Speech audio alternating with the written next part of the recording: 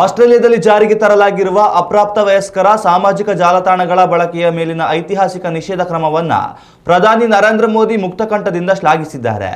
Australia Bharat ವಾರ್ಷಿಕ ನಾಯಕರ ಶೃಂಗಸಭೆಯಲ್ಲಿ ಭಾಗವಹಿಸಿ ಮಾತನಾಡಿದ ಅವರು, ಮುಂಬರುವ ದಿನಗಳಲ್ಲಿ ಭಾರತದಲ್ಲೂ ಇಂತಹ ಕಠಿಣ ಡಿಜಿಟಲ್ ನಿಯಮಗಳನ್ನು ಜಾರಿಗೆ ತರುವ ಸ್ಪಷ್ಟ ಮುನ್ಸೂಚನೆ ನೀಡಿದ್ದಾರೆ.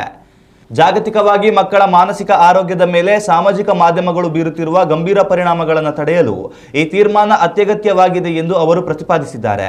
ಆಸ್ಟ್ರೇಲಿಯಾ ಪ್ರಧಾನಿ ಆಂಥೋನಿ ಆಲ್ಬನೀಸ್ ಅವರ ಸಮ್ಮುಖದಲ್ಲಿ ಮಾತನಾಡಿದ ಮೋದಿ, ಆನ್ಲೈನ್ ಲೋಕದ ಅಪಾಯಗಳಿಂದ ಸಮಾಜವನ್ನು ರಕ್ಷಿಸಲು ಆಸ್ಟ್ರೇಲಿಯಾ ರೂಪಿಸಿರುವ ನೀತಿಗಳು ಇಡೀ ವಿಶ್ವಕ್ಕೆ ದಾರಿದೀಪವಾಗಿವೆ ಎಂದಿದ್ದಾರೆ. ತಂತ್ರಜ್ಞಾನದ ದುರ್ಬಳಕೆ ತಡೆಯುವ ನಿಟ್ಟಿನಲ್ಲಿ ಭಾರತವು ಆಸ್ಟ್ರೇಲಿಯಾದ ಈ ಕ್ರಾಂತಿಕಾರಿ ಕಾನೂನಿನಿಂದ ಮಹತ್ವದ ಪಾಠಗಳನ್ನು ಕಲಿಯುತ್ತಿದೆ ಎಂದು ಅವರು ತಿಳಿಸಿದ್ದಾರೆ. ಪ್ರಸ್ತುತ ಆಸ್ಟ್ರೇಲಿಯಾದಲ್ಲಿ 16 ವರ್ಷಕ್ಕಿಂತ ಕಡಿಮೆ ವಯಸ್ಸಿನ ಮಕ್ಕಳು ಫೇಸ್ಬುಕ್, ಇನ್ಸ್ಟಾಗ್ರಾಮ್ ಮತ್ತು ಎಕ್ಸ್ನಂತಹ ಪ್ರಮುಖ ವೇದಿಕೆಗಳನ್ನು ಬಳಸುವುದನ್ನು ಕಾನೂನುಬದ್ಧವಾಗಿ ನಿರ್ಬಂಧಿಸಲಾಗಿದೆ. ಭಾರತದಲ್ಲೂ ಸೈಬರ್ ಸುರಕ್ಷತೆ ಮತ್ತು ಮಕ್ಕಳ ಡಿಜಿಟಲ್ ಸುರಕ್ಷತೆ ದೃಷ್ಟಿಯಿಂದ ಎಲೆಕ್ಟ್ರಾನಿಕ್ಸ್ ಮತ್ತು ಮಾಹಿತಿ ತಂತ್ರಜ್ಞಾನ ಸಚಿವಾಲಯವು ಹಂತದ ನಿಯಂತ್ರಣ ಮಾದರಿಯನ್ನು ರೂಪಿಸಲು ಚಿಂತನೆ ನಡೆಸುತ್ತಿದೆ.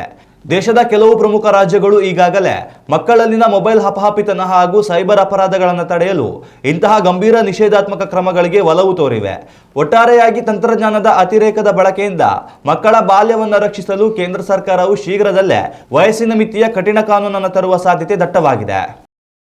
ಉತ್ತಮ ಸಂಸ್ಕಾರಯುತ ಶಿಕ್ಷಣದೊಂದಿಗೆ VSS English medium CBSE school Udupi Muddur.